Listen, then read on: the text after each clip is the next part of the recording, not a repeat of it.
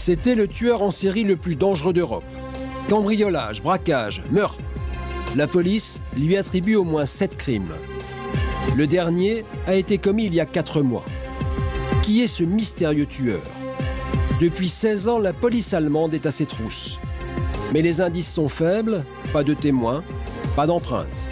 Une seule certitude, sur chaque scène de crime, les enquêteurs retrouvent le même ADN, celui d'une femme.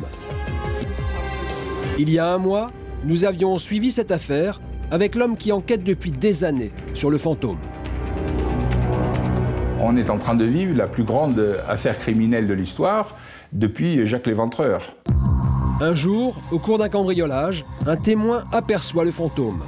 Il dresse son portrait robot. Surprise, la personne décrite par le témoin ressemble à un homme. Les policiers s'interrogent, le tueur en série serait-il un transsexuel? Il propose 300 000 € de récompense à toute personne qui apportera un indice permettant de l'arrêter. Nous serions non seulement reconnaissants envers toute personne qui nous donnerait des indices, elle nous aiderait beaucoup, mais en plus, cette personne pourrait tout à fait empocher les 300 000 € de récompense. Mais aucun témoin ne se manifeste, et sur chaque scène de crime, les enquêteurs relèvent toujours les mêmes empreintes. Il y a 38 traces d'ADN et ça fait beaucoup. À chaque fois qu'un nouvel indice apparaît, on l'ajoute à ce gros puzzle. Et en même temps, on espère aussi qu'on l'arrêtera, elle ou ses complices, pendant un simple contrôle de routine. Ou pourquoi pas en flagrant délit. Mais cette semaine, un rebondissement incroyable a anéanti les espoirs des enquêteurs. Les traces ADN relevées sur les scènes de crime sont celles de l'ouvrière qui fabrique les cotons-tiges, les écouvillons, qui servent à relever les empreintes. Comment une telle erreur a-t-elle pu être commise?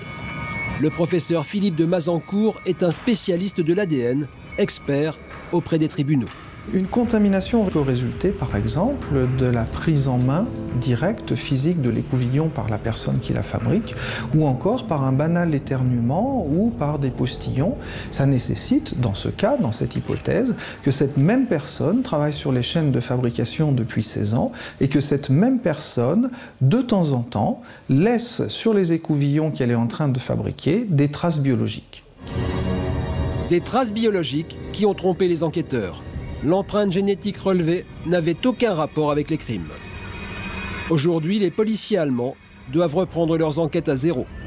Les 7 crimes et les multiples braquages ont sans doute été commis par plusieurs criminels qui courent toujours. Le fantôme d'Heilbronn n'existe